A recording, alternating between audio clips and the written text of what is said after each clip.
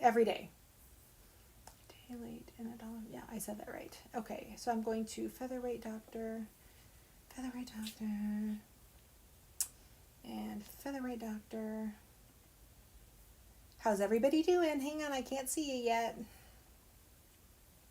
Videos, close, lives. Hey. Okay. All right, I'm coming up on YouTube. If you're watching on YouTube, go ahead and say hi and tell me where you're from. I'll get things kicked off here in 1 second. I just need to find where I am. There I am. Oh. Sometimes. Whoop. I don't need to hear myself. Faye! Hi, Faye! I got your order today. They are being made. All right. Well, my name is Darlene, and I'm with Featherweight Doctor, and tonight is my Ask the Doctor show. And what I do on this show is I talk about troubleshooting tips for the machines and for quilting. We are heavy in a quilting season lately, and I'm sure much like you, I have been cranking out Christmas projects and all that fun stuff, so there's been some things that have come up that I thought we could talk about. Let me just say hi to a couple of my friends here, and then we're going to get going with the good stuff. Melanie, hi. Lisa, hi. Debbie, hi. Jennifer, hi. Nancy. So tonight we had a question that came in from one of our YouTubers. Renata is on from Massachusetts. Hello. I hope you're having a good season, Renata. I know you're a professor, so you might be in the midst of finals. I know my daughter's finals for her college are next week. I don't know if you guys start around the same time. You might be knee deep in papers and projects. And Kathy Klein from Illinois. Hi.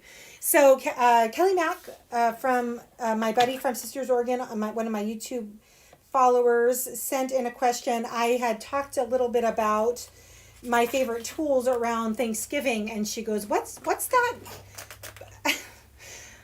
Reagan just sneezed. She was trying to be quiet. Did you guys hear? Sandra. Hi, Sandra. How are you from Washington? Oh, I know I didn't change for you guys. Lisa's like, love the overalls. I'm keeping it casual today.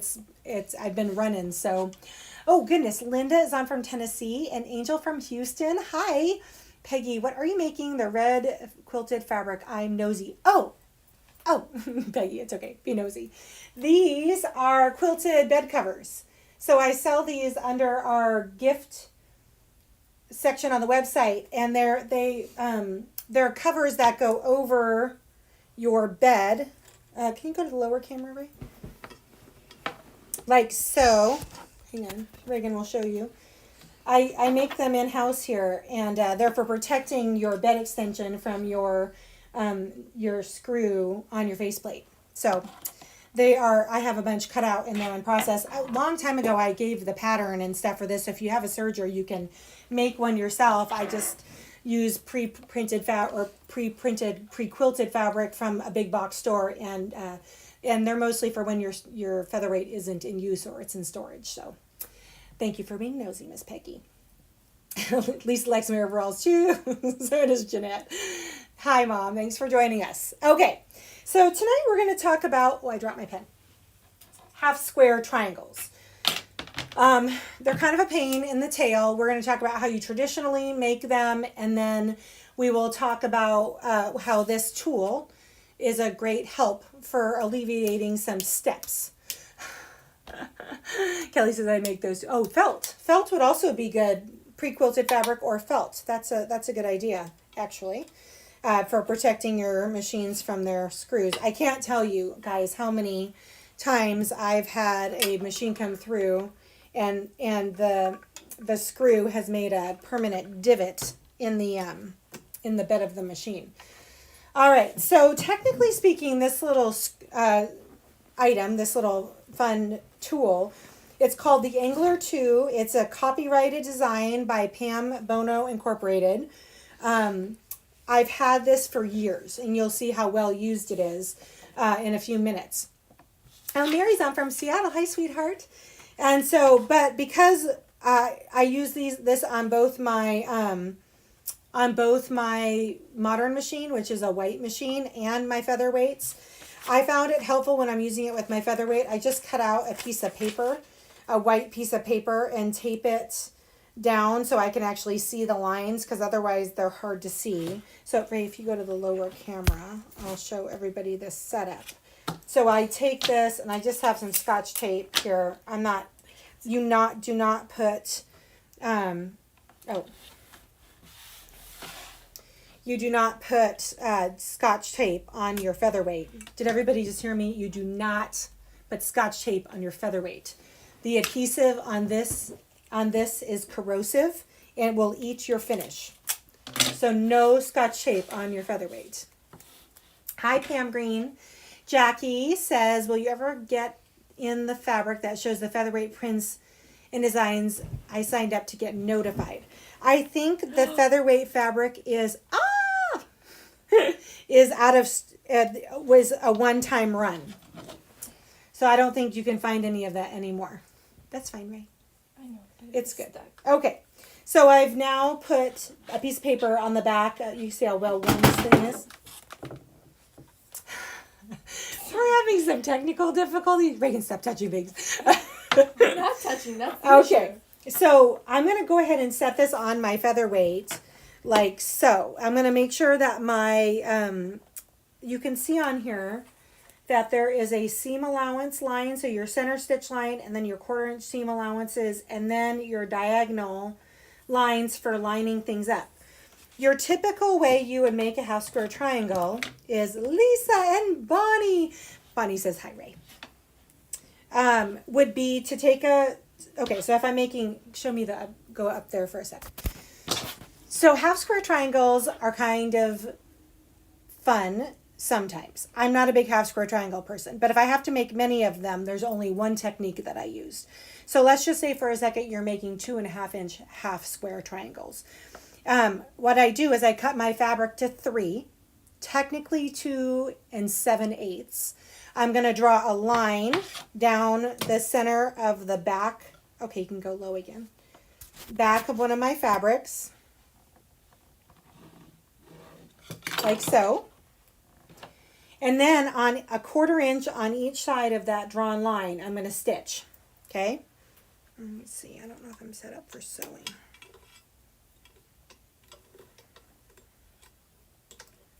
Nope.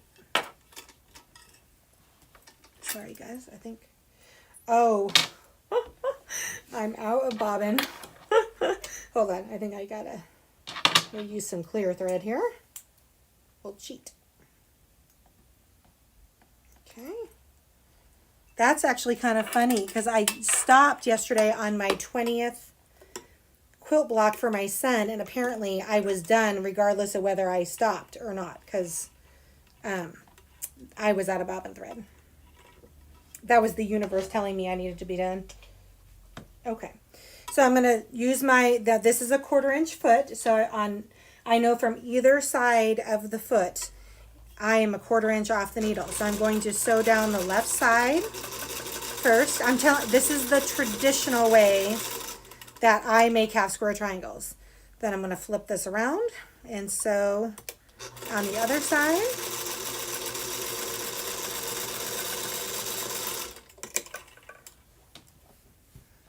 Thread snips. Okay, this is traditional. Now, you can see either side of the drawn line is a stitch line. Now, this helps to alleviate the drawing aspect of it. If I'm being completely transparent with you, most of the time I still draw the line. I'm just making sure my needle is lined up with my stitch line. I'm going to use blue painter's tape because it's non-corrosive and it won't eat my finish. Featherweight Fabrics was run by Robert Kaufman. You can occasionally get them on Etsy. I just now, yes, correct. Right. Hi, Dan. Hi, Melanie Mitchell. Dr. Melanie. My mom points out that I seem to be out of bobbin thread a lot. It just happens. I sew a lot. Okay, so there's this, and then I'm going to put one on the other side. just to hold it in place. Okay. Now, what you see here is when I am lining this up, I could technically line up to the center line, or I could take my point and line up here and make sure that I am square by lining up to the 45-degree lines also.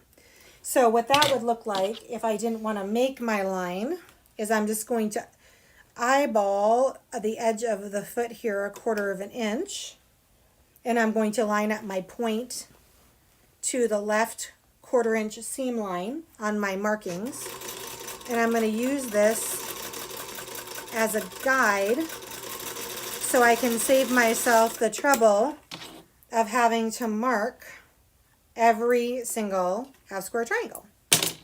So I'm going to do the same on this side. Line up to the right 1/4 inch seam on the right side. And I'm just going to follow this all the way up. And now I've just saved myself a step. I am all about saving myself the step. Oop, still attached. So you can see this has the drawn line and this one doesn't. But at the end, when I go to cut these apart, I will still have the same 2.5 inch half square triangle when I'm done.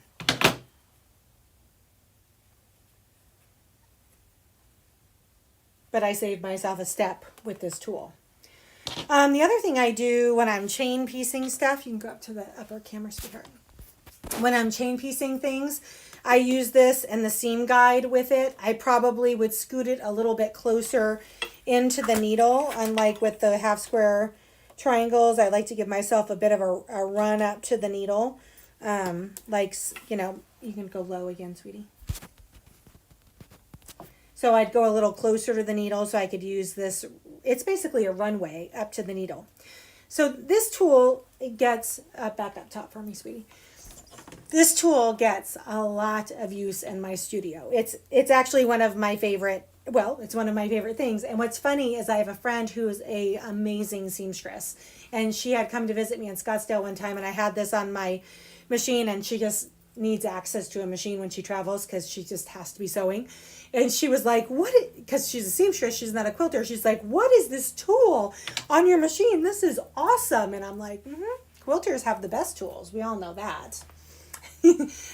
Hi, Joanne from Mississippi. Oh, Dr. Mina. Understandably why blue painter's tape is used. No corrosion. Correct. Yes. Oh, and Bernadette is on. Hi, from Canada. All right. So that is an explanation and a demonstration on this favorite tool. All right, we're up there. So I was going to show you guys what I've been working on today. So you guys know that we are winding down on this Quilt as you go. We have one more block set. There's actually 2 blocks this week, which are the little flying geese blocks here in the middle, top and bottom. So we're going to talk about those on Wednesday's show. But I have been in preparation for our next project, which is the winter solstice, and I'm actually hoping to have some blocks to show you first, but I wanted to show you our color palette. I'm pretty excited about it. Our color palette. Oh, Deanne says, what about the tape stuff? Will it harm the finish? No. So, Deanne, what I said was when I taped the paper, hold on, I'll take this off here. When I taped the paper backing onto my thing so I could see it on my Featherweight, because otherwise these lines are black and you can't see it on the Featherweight very well. So I scotch taped a piece of paper to the plastic, not to the sewing machine. And then I use blue painter's tape to tape it to the sewing machine. You cannot use Scotch tape or really any other tape. No packing tape, no gaff tape, nothing on the Featherweight. It will, the adhesive is corrosive and it will eat your finish. Oh, no, I think we are going to do them. Reagan was just reminding me with the live events coming up, the actual in-person events coming up in Arizona, not this week, the end of the next week, and then the week after, I will be keeping my filming schedule. So don't worry, I'm not going anywhere. All right, so I was going to show you guys. So I think, can you go to the low camera So I'm showing you guys, this is my random, mind here. We're going to do a 8-week, 4, 5, 6, 7, 8-week Quilt As You Go project through the winter. And it's called Winter Solstice. And these are my designs. These are my chicken scratch that we will be interpreting. I think on this one, we're going to have, I'm going to be on camera every Wednesday doing the block demonstrations and talking about tips and tricks for doing the block. But this one is going to be, there's going to be just a nominal $15 charge to participate and get the cutting instructions, which I'm in the process of writing also.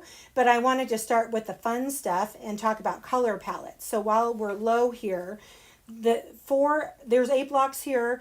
We're going to do different color gradations in blues and grays for the background of each of these, so it has some movement and interest in the backgrounds. So I went out to the fabric store today. You can go high for me, right? And I picked out these fat quarters. You can kind of see, actually maybe I think low would be better again. Sorry, honey, low. So you can see the beautiful blues and grays in the color gradation. I'll have fabric allotments for you here shortly.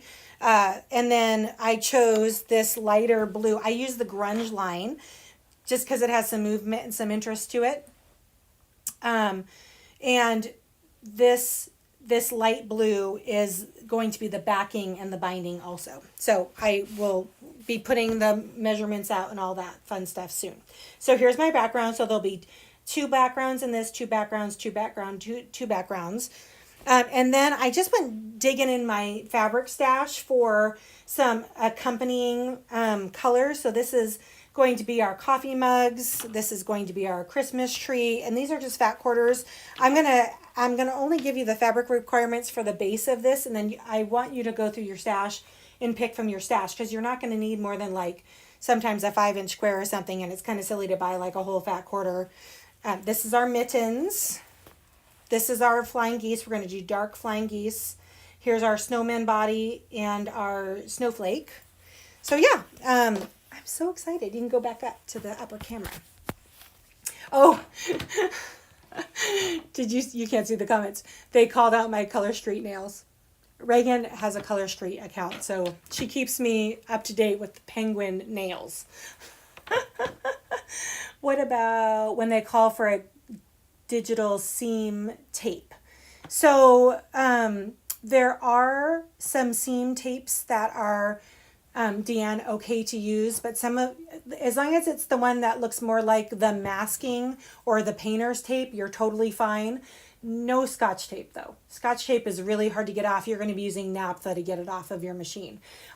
Either way, I do not, even like if I was sewing with this, I wouldn't leave this on my machine and put my machine away. I never leave any painter's tape or anything on the machines after I'm done using them. I just reapply new tape when I go to sit down the next time to do free motion when I'm trying to cover the feed dogs, or if I'm trying to tape this down. I don't trust that, I have like many machines in the studio, and I wouldn't trust that they would, that it might come out for another month or 2, and what if it did start eating the thing away. The painter's tape is supposed to be safe, but you never can be. I just won't take that kind of risk with my machines. So anyway, another person said Color Street nails. Let's see. So who makes the tool? Okay, so Kelly wants to know. So this is made by, it's called the Angler 2, number 2. It's made by Pam Bono, Bono Designs Incorporated. And I've had this for a while. So honestly, I'm pretty sure it's still available, but I wouldn't bet a kid on it or anything. Because I've had it a long time. Let's see. Brand, love the colors. I love the blocks and the colors too. Yay. I'm so excited. I hope you guys join me with this next little adventure. For those of you who are still in the middle of this project, I'm not taking the content down. The content will live forever on my social media accounts. So don't feel like a pressure to get everything done in the next couple weeks or the next week or whatever. I'm not taking any of this down. This program is going to live forever for free on my site, on my social media accounts. So that is my plan with the Arizona sky. And then I'll have to start making the next plan after we're done with winter solstice. All right. Well, that was kind of all I had for us today. An introduction to the tool, and then showing around the half square or the palette for winter solstice. We will be getting back on camera again on Wednesday for our last working Quilt As You Go for Arizona Sky at 4 o'clock Pacific Standard Time here on Facebook and YouTube. Oh, yay! Melanie says she's so delighted to start this project with you. That's amazing. I have that tool somewhere, Joanne Keeney says, but I've never used it. Well, girl, it's one of my favorite things. We are putting out a newsletter. Oh, it's a cling item now, Bruce says. That's cool. That would be even better than having to tape down the hard. I actually would like that better. Having it be more like a window cling, which is like a plastic sheet versus the hard, this is like a hard tag board. That would be better. Cool. All right, I'm just reading down my comments. All right, I think we're good. So Wednesday. Helen, hi Helen from Bellingham. I miss you. Thank you for joining us today. But I'm just actually winding down. You got on, but you're late. All right, so Wednesday is Quilt As You Go, and then Friday is our Sip and Sew. Yeah, probably be working on Cole's quilt from now until Christmas, because I was a crazy lady and I picked a block, a 12.5-inch block that has 31 pieces in it, and I need 64 of them for his quilt. What was I thinking? I could have literally just thrown a bunch of squares together, but no, I really wanted to do this for him, so I'm sure he will love it. All right, guys, I'm going to sign off now. I want to thank you for joining me. If you haven't already, like this video. Feel free to share it. Feel free to comment. It helps the